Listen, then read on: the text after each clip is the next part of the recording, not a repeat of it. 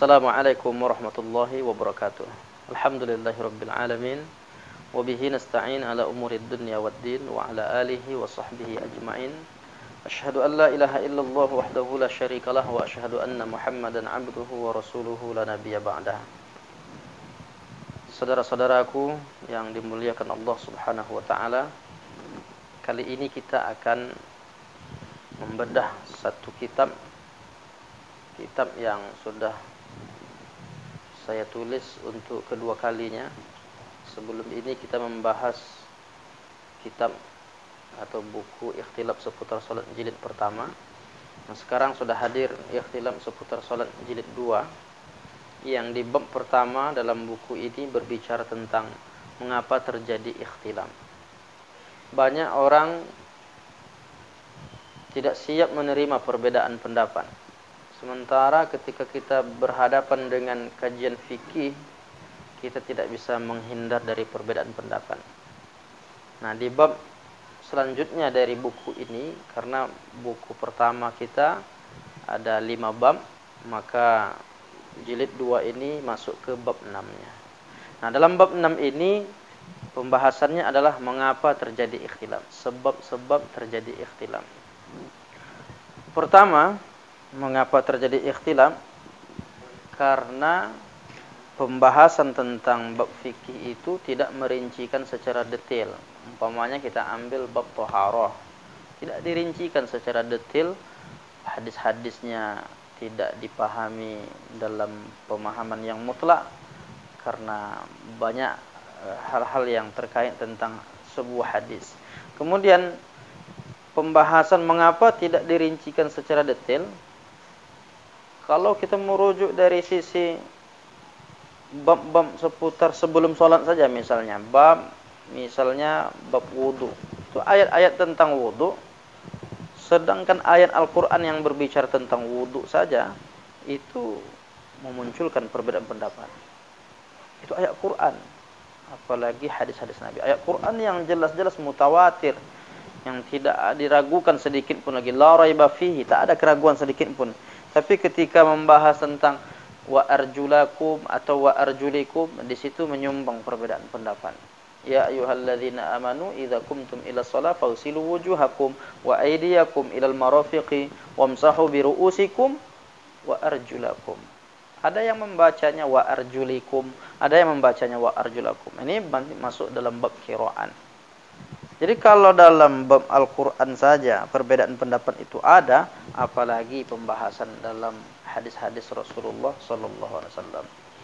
Yang kedua, mengapa ikhtilaf itu ada? Karena pembahasan tentang bab-bab fikih dalam pemahaman para ulama itu bisa dilihat dari interpretasi dan logika yang berbeda. Jadi satu hadis yang dipahami oleh sahabat saja itu muncul beberapa pemahaman. Yang pertama, misalnya kalau kita lihat dari hadis dalam Sahih Al-Bukhari, ketika Nabi berpesan kepada sahabat, la yusalliyanna ahadun al-asra illa fi Bani Quraizah. Janganlah kalian salat kecuali di perkampungan Bani Quraizah. Nah, ini ada sahabat yang memahami bahwa perkampungan Bani Quraizah ini jangan sholat asar di sana. Ada yang memahami kalau sudah masuk waktu asar, apapun yang terjadi, maka segera melaksanakan sholat. Nah, dalam perjalanan beberapa sahabat berbeda pendapat. Ada yang memahami ini pesan Nabi tidak boleh sholat dulu sebelum sampai di perkampungan Bani Quraizah. Ada pula sahabat Nabi ketika masuk waktu asar dalam perjalanan, mereka meyakini karena sudah masuk waktu kita segera untuk melaksanakan ibadah sholat asar.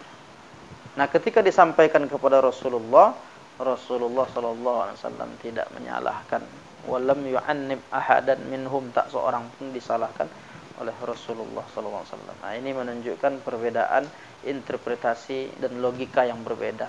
Misalnya hadis-hadis tentang mendahulukan lutut atau mendahulukan tangan ketika sujud. Itu memunculkan perbedaan karena sebab boleh jadi hanya satu hadis, idza sajada ahadukum fala yabruk kama yabrukul ba'ir wal yadha yadayhi qabla rukbatayhi.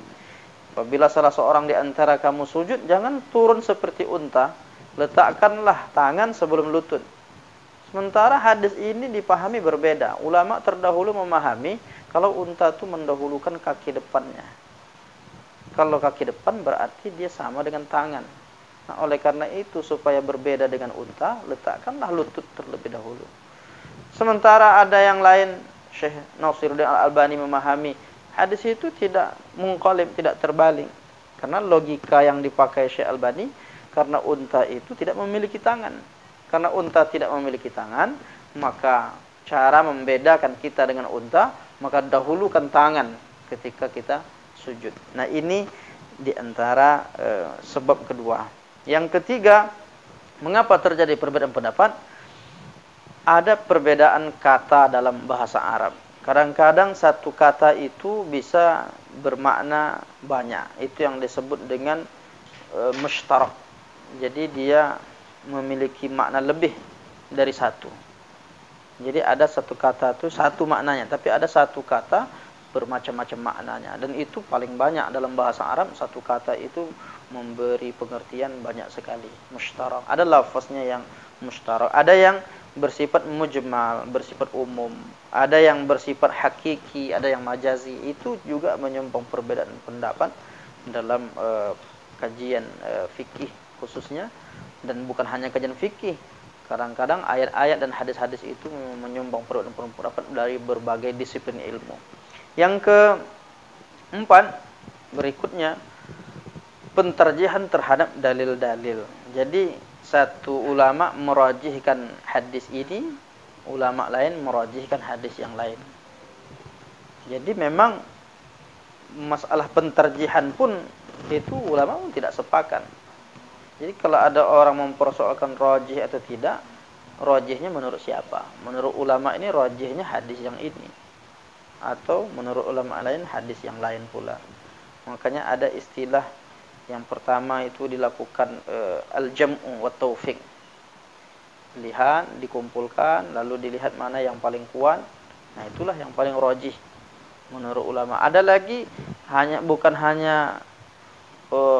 hanya sekedar mengambil kesimpulan satu hadis, tapi dia wa taufiq, menyesuaikan, dikompromikan hadis-hadis itu, seperti yang disebutkan oleh Syekh Yusuf Al-Qaradawi dalam kitabnya Kaifa Nata'amal Ma'as Sunnah An-Nabawiyah.